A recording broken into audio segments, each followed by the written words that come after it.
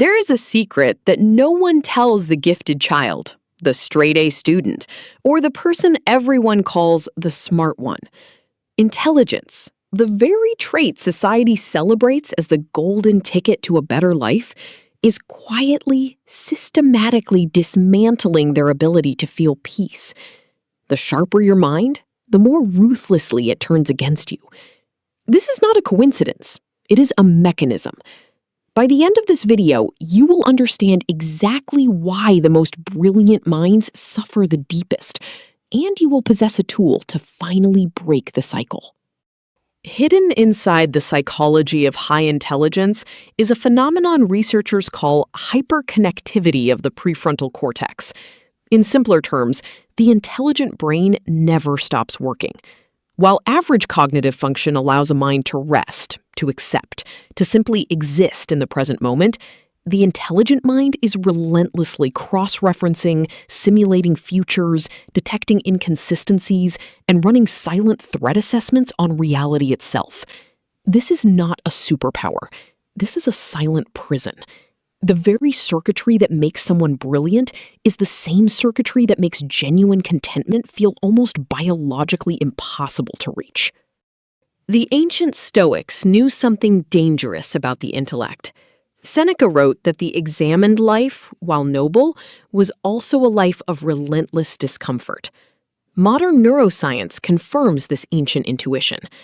A 2012 study published in the journal Psychological Science found a direct correlation between cognitive ability and the tendency toward repetitive negative thinking, what psychologists now call rumination. The more capable your mind is of deep analysis, the more deeply it analyzes pain, failure, and uncertainty. Intelligence does not protect you from suffering. In a cruel paradox, it amplifies every wound with surgical precision. The first shadow mechanism is what psychologists call the awareness trap. Intelligent people are acutely conscious of the gap between how the world is and how it should be. They see hypocrisy in institutions, mediocrity rewarded over merit, and the slow erosion of meaning in everyday social rituals. This perpetual gap awareness is not mere cynicism.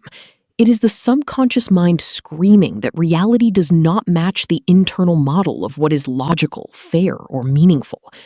Most people are shielded from this torment by cognitive shortcuts. The intelligent mind has fewer of these shields and pays the psychological price. The second shadow is existential weight. The moment a mind becomes capable of asking deep questions, why am I here? Does this matter? What happens after death? It enters territory that human emotional architecture was never designed to handle comfortably. Philosopher Albert Camus called this the absurd, the collision between humanity's desperate need for meaning and the universe's silent indifference. Intelligent people collide with this absurdity earlier and more violently than others. Where some find comfort in routine, tradition, or distraction, the intelligent mind instinctively tears through every comforting illusion, leaving itself exposed to a vast, indifferent void. The third shadow mechanism is social isolation, not the kind born from shyness, but from incompatibility. Intelligent people often find themselves unable to connect authentically with the majority of social interactions they encounter. Small talk feels like cognitive sandpaper. Conversations that circle without depth, humor that relies on cruelty, relationships built on status performance, all of these register subconsciously as fraudulent. The intelligent person is not arrogant. They are lonely in a specific, devastating way, surrounded by people and still profoundly unseen. Research consistently shows that social disconnection is one of the most powerful predictors of long-term unhappiness. The fourth shadow is what researchers call the burden of possibility. Intelligent people are acutely aware of every path they did not take, every potential version of themselves they will never become. Psychologist Barry Schwartz identified this as the paradox of choice. The more options a mind can generate, the more paralysis and regret it creates. For a high-functioning intellect, the internal landscape is populated with ghost futures. careers abandoned, relationships unchosen, lives unlived. This is not nostalgia. It is a relentless cognitive audit that measures every present moment against an infinite horizon of what could have been.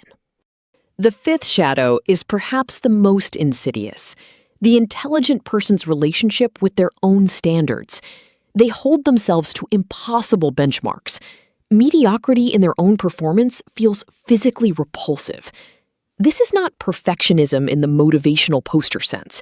It is a relentless internal critic that dissects every mistake, every missed opportunity, every moment of intellectual compromise.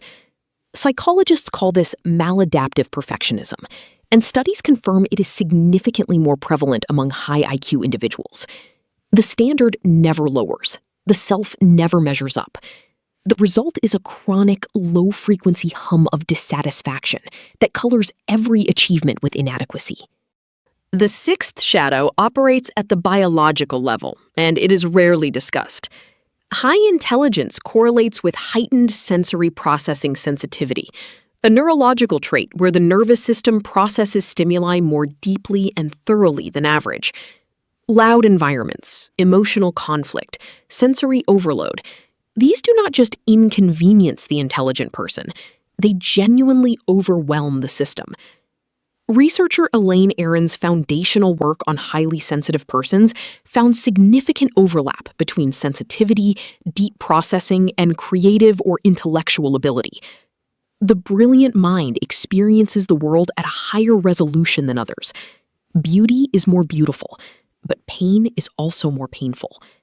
Everything is more.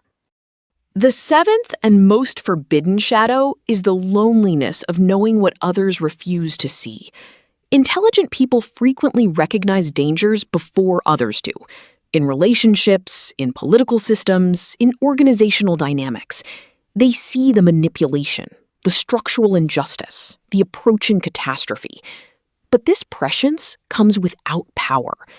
Cassandra, the Trojan prophet cursed to see the future but never be believed, is not merely mythology. She is a psychological archetype that every highly intelligent person recognizes in themselves. The weight of knowing, combined with the powerlessness to act on that knowledge, creates a specific and devastating form of chronic psychological distress. So, how does one survive the curse of intelligence without surrendering the gift? The first strategy is radical metacognition, using the very analytical power of your mind to observe its own mechanisms in real time. When rumination begins, the intelligent person can learn to name it precisely. This is my pattern recognition system running on insufficient data. Naming the mechanism strips it of emotional authority. Cognitive behavioral therapy confirms that this meta-awareness significantly reduces the intensity of repetitive negative thought cycles. You do not stop the engine. You learn to watch it run without letting it drive you off a cliff. The second protective strategy is deliberate incompleteness, a practice almost counterintuitive for the intelligent mind. You must learn, intentionally and repeatedly, to leave some questions unanswered, to sit inside uncertainty without resolving it. Mindfulness research from Harvard shows that tolerating ambiguity is a trainable neurological skill, and its development directly correlates with reported life satisfaction in high cognitive ability individuals. The instinct of an intelligent mind is to solve. The mastery move is to release. Not every problem is a puzzle to be cracked. Some doors are meant to remain closed, and the act of not opening them is itself a form of wisdom. The third and most powerful strategy is what philosopher Friedrich Nietzsche described as amor fati, love of fate. Not passive acceptance, but active, ferocious embrace of reality as it is, including its pain, its irrationality, and its injustice. For the intelligent person, this is revolutionary because it converts the awareness trap into a source of profound engagement rather than suffering. When you stop needing reality to match your internal model and start finding the raw material of your inner life precisely in the gap between expectation and experience, you begin to transform the curse into an instrument. The wound becomes the lens. In 1971, psychologist Louis Terman concluded a decades-long study of over 1,500 children with IQs above 135, children nicknamed termites. The findings shattered the popular myth that intelligence guarantees success and happiness. A significant portion of these exceptional individuals struggled with depression, alcoholism, failed relationships, and a profound sense of underachievement. The ones who reported the highest life satisfaction shared one trait that had nothing to do with IQ. They had cultivated deep, authentic human connections. Not networks, not admirers. Genuine relationships where their full complexity was witnessed. Intelligence alone built walls. Vulnerability built doors. The most revelatory modern study on this comes from the University of Waterloo, published in 2018. Researchers found that individuals with higher analytical intelligence were significantly more likely to experience anxiety because their brains were more actively engaged in verbal linguistic threat simulation, essentially running detailed, vivid mental rehearsals of worst-case scenarios.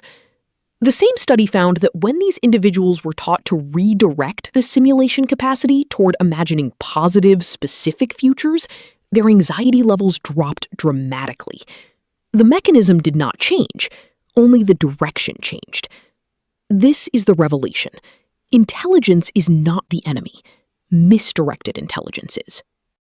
You came here carrying something most people never name, the quiet exhaustion of a mind that never stops.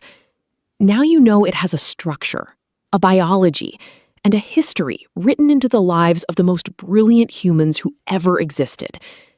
Your intelligence is not a malfunction. It is a raw force that was never given proper instructions. The unhappiness you have felt was not weakness. It was signal. The gift was always there. It was waiting for you to stop fighting the weight of your own mind and start directing it with the precision it was always capable of. Now you know how.